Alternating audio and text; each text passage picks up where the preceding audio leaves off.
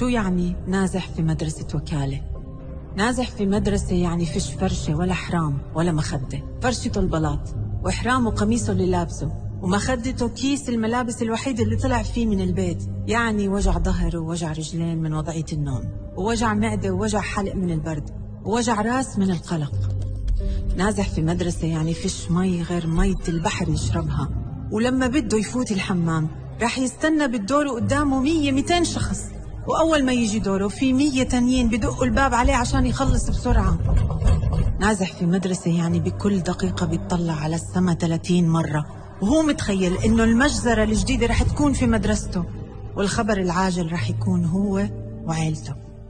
نازح في مدرسة يعني قهر وتوتر وجوع وضيق وهم وعتمة وترقب وخوف، خوف كتير. اوعكوا تمروا على جملة نازح في مدرسة مرور عادي.